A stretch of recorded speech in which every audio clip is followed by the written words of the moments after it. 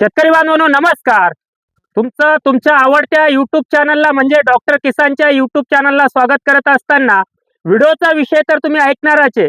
आपण 5 तोडे झालेल्या ओमेगा व्हरायटीच्या प्लॉटमध्ये ओमेगा मिरची जी आहे त्या व्हरायटीच्या प्लॉटमध्ये 5 तोडे होऊ नये इतकं सेटिंग या ठिकाणी आपण बघतोय. तर आपल्या व्हिडिओचा विषय असा आहे की पाऊस लांबला आहे.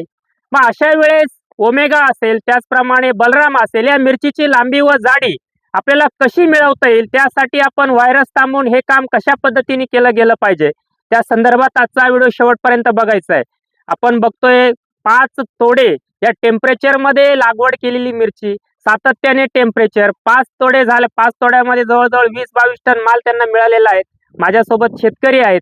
सगळ्या गोष्टी मी तुम्हाला सांगणार आहे की या टेम्परेचर मध्ये देखील आपल्याला पाऊस पडल्यानंतर पुढचे 2 तोडे चांगल्या पद्धतीत कसं टनेज मिळवता येईल. पाऊस पडेल म्हणजे जून मध्ये बऱ्याचशा हवामान अंदाज आपण बघतोय की जून मध्ये आपल्या नाशिक उत्तर महाराष्ट्रामध्ये पाऊस हा जवळजवळ नाही मध्ये जमा आहे. मग अशा वेळेस राहिलेल्या 20 दिवसात पाण्याची उपलब्धता ज्यांच्याकडे असेल त्याचा योग्य वापर करून या 2 सेगमेंट मधल्या मिरची, इतरही मिरचीचे व्हिडिओ मी देत असतो ते देईलच, पण या जे काही ओमेगा आणि त्याचप्रमाणे बलराम मिरची याची लांबी आणि जाडी आपल्याला वाढवण्यासाठी योग्य कीटकनाशक, त्याचप्रमाणे योग्य पाण्याचा वापर, अन्नद्रव्य व्यवस्थापन हे कशा पद्धतीने केलं गेलं पाहिजे ते ऐकण्या अगोदर मी शेतकऱ्याचं नाव जाणून घेतो. दादा आपलं पूर्ण नाव सांगा. माझे नाव समीर प्रभाकर शिंदे, राहणार दावजवाडी. Mobile number 9673720539. तालुका निफाड, तालुका निफाड, जिल्हा नाशिक. जिल्हा नाशिक. आपण डॉक्टर किसानला किती दिवसापासून ओळखतात? 4-5 वर्षापासून ओळखतो सर. 4-5 वर्षात आपण कुठल्या कुठल्या पिकाला मार्गदर्शन घेतलं? तांबटी आणि मिरची फर्स्ट टाइम लावली. मिरचीला फर्स्ट टाइम घेतलं. हो. टोमॅटोला 2. तांबटीला 4 वर्षापासून चालू आहे. काय वाटलं तुम्हाला एकंदरीत मार्गदर्शनामध्ये खास पॉइंट काय आहे? खास पॉइंट म्हणजे पिकाक आपण शेड्यूल आलेलं तेवढं फॉलोअप करायचं. तेवढं केल्यानंतर विषय नाही. फुल सेटिंग सगळ्याच काही गोष्टी उत्तम आहे एकदम. अच्छा. पण आता त्या बाजूला वरती सँडेला दिसतंय.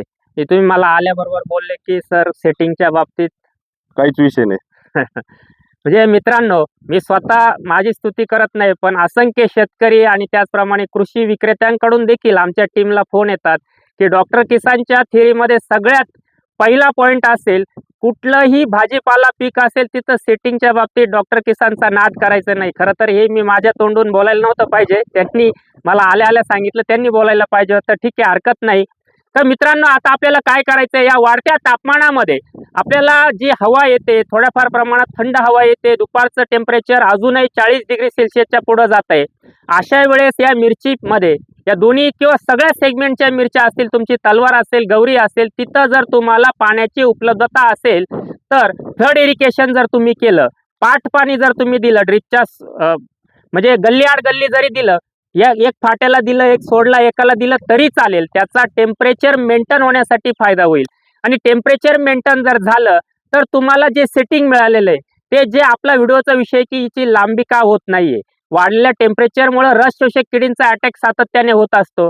आणि ज्या वेळेस रस शोषक किडी पानांवर अटॅक करतात, शेंडा बोकड्यासारखा होतो, व्हायरस सारखा दिसतो, तिथं रस शोषक किडींमुळे हरितद्रव्य ज्याला आपण म्हणतो त्याचप्रमाणे पानाच्या रनेंद्रियाची उघडझाप ही स्लो होते. टोमॅटो ज्याला आपण म्हणतो, सकाळच्या वेळेस टोमॅटोची उघडझाप असते, पहिले सूर्याचे किरण पानाकडे येतात त्यावेळेस टोमॅटो उघडतो, उघडझाप जी आहे ती कमी होते. त्याच्याकरता फ्लड इरिगेशन करणं, त्याचप्रमाणे एक 3 फवारण्या मी तुम्हाला सांगतो. 3 फवारण्या ह्या कीटकनाशकच्या सांगणार आहे, 2 फवारण्या सेटिंग वाढवण्यासाठी आणि 1 फवारणी लांबी वाढवण्यासाठी आणि 2 ड्रिपच्या ऍप्लिकेशन. कारण मित्रांनो, गरज काय आहे आपल्याला की आपल्या हातामध्ये आता शेवटचे 20 दिवस हे पावसाचं वाट बघतोय आपण. ढग येत आहेत, अल निनोचा प्रभाव, बरेचसे हवामान अंदाज, IMD देखील सांगते. सुरुवातीला आपण ऐकलं असेल की तळ कोकणात मान्सूनचं आगमन झालं, 4 दिवसात येईल, हे 6-7 तारखेला आपण ऐकलं. आज 11 जूनला तळतळत्या उन्हामध्ये अगदी डोळे म्हणजे गॉगल लावून देखील वरती जर सूर्याकडे बघितलं तर बघवत नाही, इतकं तापमानामध्ये व्हिडिओ घेतोय आणि अशा पद्धतीने सेटिंग आहे. मग त्या सेटिंगचा फायदा आपल्याला कसा करायचा? पहिलं कीटकनाशकचा वापर करायचा आहे. 200 लिटरला अल्टीमेर घ्यायचं 50 मिली, त्याच्यासोबत सनरूप 500 मिली. मध्ये 3 ते 4 दिवस गॅप जाऊ द्या. 3-4 दिवसाने तुम्हाला झाडातील टेम्परेचर, पानांची कार्यक्षमता वाढवण्यासाठी काय करायचंय, मिरचीची लांबी पण, मिरचीचा रंग पण आकर्षक झाला पाहिजे. त्यासाठी ओनिक्झोल जे आर्थोसिलिक ऍसिड आहे, ज्याच्यामध्ये सिलिकॉन आहे, सिलिकॉन युक्त, नीट लक्षात घ्या. पहिल्यांदा मी तुम्हाला कंटेंट पूर्ण सांगतोय, कारण व्हिडिओ मोठा होतो, उष्णतेमध्ये मोबाईल तेवढा भारी नाही, तो तापतो आणि व्हिडिओची तिथं क्वालिटी खराब होते आणि पूर्ण बोलणं संपून जातं. म्हणून जास्त न रेंगाळता व्हिडिओ मी घेत असतो. ओनिक्झोल घ्यायचंय 200 लिटरला 250 मिली मॅग्नेशियम सल्फेट 500 ग्रॅम, कॉम्बीपट 100 ग्रॅम. आता या 2 फवारण्या झाल्या, 4 दिवस झालेले तुमचे. 5व्या दिवशी जमिनीतून तुमचा 5वा तोडा झालाय, 6वा तोडा झाला. यान पुढे यान थोडं. आता अशी परिस्थिती आहे तुम्हाला, ही बघा, ही परिस्थिती दिसते, असं सेटिंग भरपूर दिसतंय. आता याची लांबी वाढली पाहिजे, जाडी वाढली पाहिजे, म्हणून जमिनीतून तुम्हाला द्यायचंय 30 गुंठ्यापासून 50 गुंठ्यापर्यंत क्षेत्र असेल, मिरची कुठलीही असू द्या.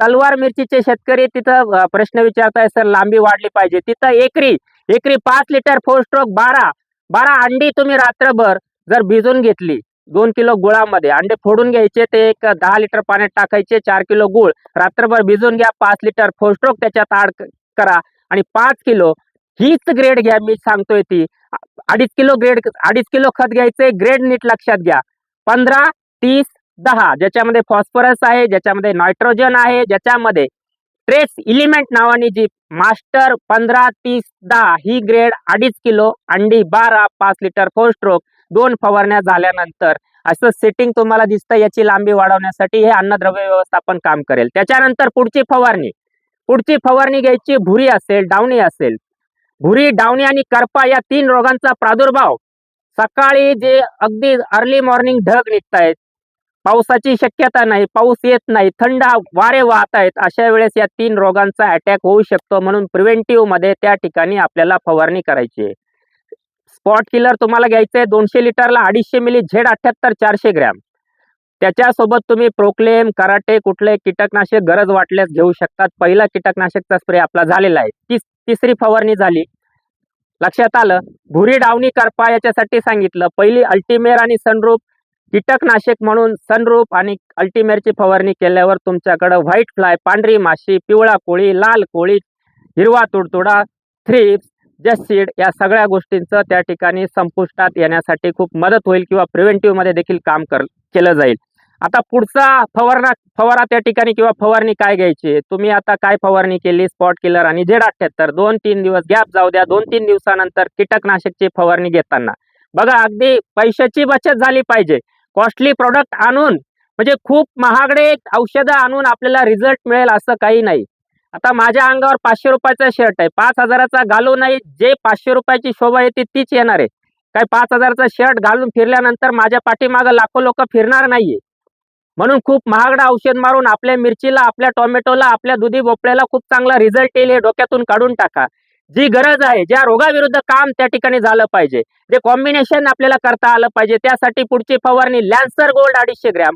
अगदी साधं रोगार. बरेचसे शेतकरी म्हणतात, सर मी एक्सपोनस मारलं, त्याच्या पुढचाही मॉलिक्यूल मारला, सर 4-4 हजाराचे हात झाले, रोगार कशाला मारायला सांगता, कसं काय कीड नियंत्रणात येईल. तुम्ही मारून बघा ही फवारणी, करून बघा ही फवारणी. लॅन्सर गोल्ड 250 ग्रॅम, त्याच्यासोबत तुम्हाला रोगार 250 मिली आणि पेगासस 250 ग्रॅम असा स्प्रे करा. परत 3-4 दिवस जाऊ द्या. 3-4 दिवसानंतर परत एकदा भुरी, करपा, डावणीसाठी मेरिऑन 80 मिली, टचअप 500 ग्रॅम.